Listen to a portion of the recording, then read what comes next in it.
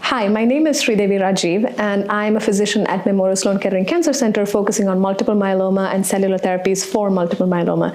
It's a pleasure to be here, and this is being recorded as part of the inaugural international working group of GPRC5D, which is being held in New York City. So we had a lot of discussions today regarding all type of classes of drugs for this particular target, which is GPRC5D. And specifically, my talk was really focusing a highlight on a new and emerging drug class called antibody-drug conjugates, or GPRC5D-directed antibody-drug conjugates.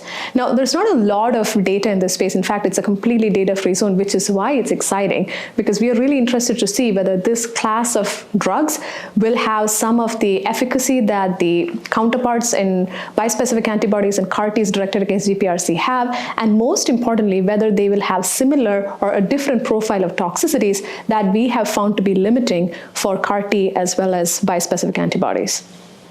Now, we only have probably a few folks around the world who really looked into developing GPRC5D antibody-drug conjugates, and one group was from China, a biotech company that really developed a molecule which was then acquired by AstraZeneca and is now a clinical trial which we have at MSK, and also it's open at other sites in Europe and the US, that's really looking at the GPRC-directed ADC as a monotherapy in relapse refractory multiple myeloma.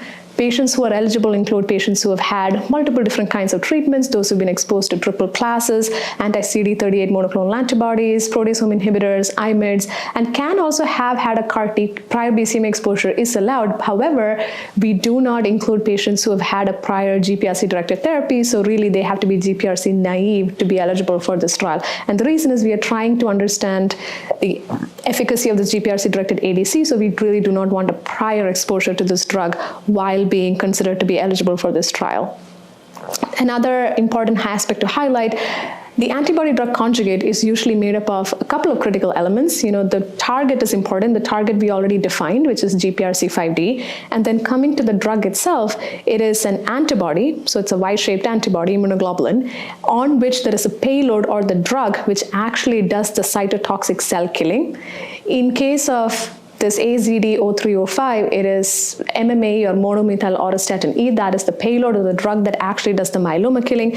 That's attached to the antibody with a cleavable linker, and there's also a conjugation process that puts the whole thing together as a molecule. So looking at this drug in general, the way it acts is that it comes and attaches to the GPRC5D target on the myeloma cell internalizes it, and then there's a structure inside the cell called a lysosome that takes in the antibody. There are enzymes within the lysosome that cleaves away the drug away from the antibody. The drug then is now free to act, and the drug goes and effectively kills the myeloma cell. So that is how the mechanism of action of this particular drug is, which we are testing in a clinical trial. And the reason I mentioned this mechanism of action is because this cytotoxic medication, MMAE, in other antibody-drug conjugates that have been studied and FDA approved for other cancers, it has been shown to have a characteristic 3 or 4 toxicities, most prominent of which is neuropathy, neutropenia, anemia, as well as some skin changes, but neuropathy being the most debilitating. So if a patient who is coming to us with grade 2 or above neuropathy, we again try to not enroll them in this trial because we fear that there will be additive neuropathy that can be quite detrimental. So again, if it's a patient coming to us who hasn't had GPRC5D-directed therapies, relapsed refractory myeloma, no grade 2 or above neuropathy, and no interstitial lung disease, no COPD, we try to actively put them on this trial.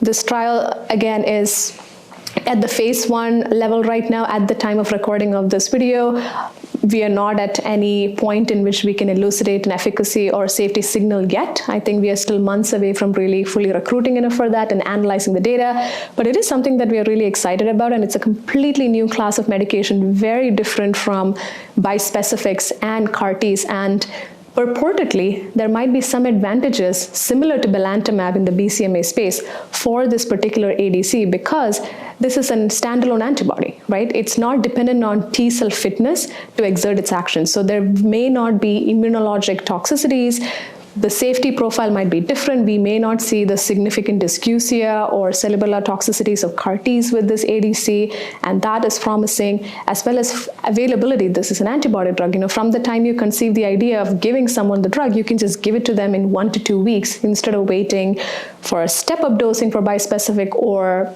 4 to 8 weeks for apheresis for CAR-T, etc. So immediate availability, safety profile, toxicity profile, all might be potentially an advantage that this antibody-drug conjugate may have over other classes, provided we see that the efficacy is not inferior to the others. So more in this space, we are really excited about this drug class, and we hope that we can bring it to the market to our patients who really need a new target for their myeloma after they have seen many different kinds of therapies.